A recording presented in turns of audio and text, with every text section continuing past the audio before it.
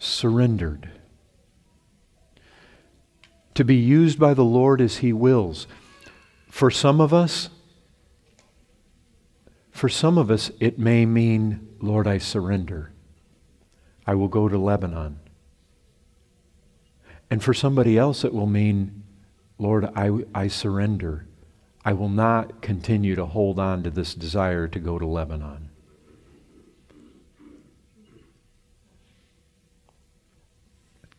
Lord, I put my child on the altar. I surrender. Lord, if it's your will that he still be lost a year from now, I surrender. Brethren, in all this surrender, we're surrendering to His will. Still in His will, He tells us to pray. He tells us to pray in His name. He tells us to pray that our joy may be full. I mean, the thing is, surrendering to Him is not all drudgery. Surrendering to Him is surrendering to His love. It's surrendering to His kindness. It's surrendering to His goodness. It's surrendering to the reality that that child that I just laid on the altar may very well be saved next year. Brethren, there is fear. I know it. There is fear to speak this way to the Lord. There tends to be a hesitancy and there tends to be a reservation in us to willingly and honestly pass every single aspect of our life beneath the gaze of this all allegiance demanding Christ. We know it. There's a hesitation, there's a fear. Why? Because we don't know what tomorrow brings. We don't know what He may put us through. That's why we hesitate. Because when we put it all on the altar, you know what? When you put Isaac on the altar, He may demand Isaac. And you put it all out there, and we're afraid. We're often afraid. We have these fears that, what if He takes away that thing that I just feel like I need? And I know that there's fears because I know you, I know me. The fear is what will happen if I do surrender, especially that one particular area of my life. We fear, we hesitate, we get nervous. What will He require? He always requires things of us that we don't want to give up. And He gives us things that are far better than the things that we do give up. Brethren, He has not promised to call us to an easy road, and He's not promised to call us to a road without suffering.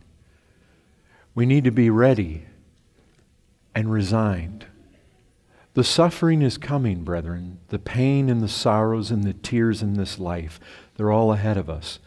But there's glory beyond that, and there's lots of glory in this life as well. And being surrendered to Him. He could bring revival tomorrow. He could bring cancer tomorrow. I mean, that's been the reality of church history. That's been the reality of our brethren that have gone before us. But being surrendered, we don't want to fight. Because, brethren, He never puts us through anything that isn't for our good. He always does what He does with purpose. And it is always done with love. It is, brethren, I would just say this to us. As we hesitate, you think about this Christ who demands all of our allegiance.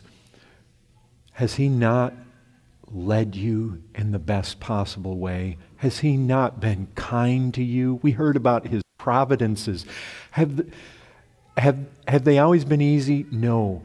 But brethren, do we not have a promise in Scripture that they're all being worked out for our good? Do we not have the promise that as the Father loved Christ, He says, so I love you? Did He not tell us that He came to give us life more abundantly? You see, these things we hold on to. We get this idea that I have to protect this because, Lord, the truth is, I just really believe that I know how better to handle this thing than you do, because I really think that if something happens to this over here, that I'm not going to be able to be happy and satisfied and content any longer. And I'm just really nervous about surrendering this thing to you because you might come in and do something that I don't want you to do.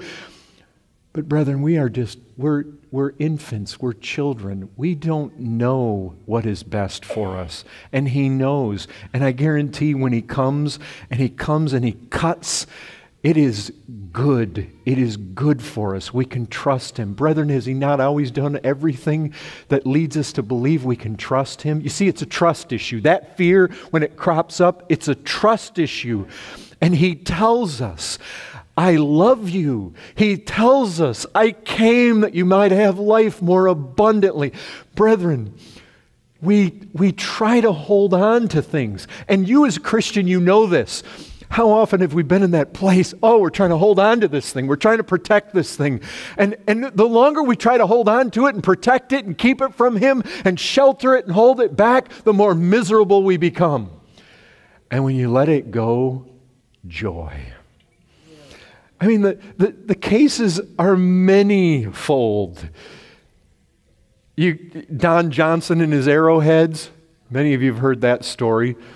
Corrie ten Boom and the Nazis. You can read the chapter there.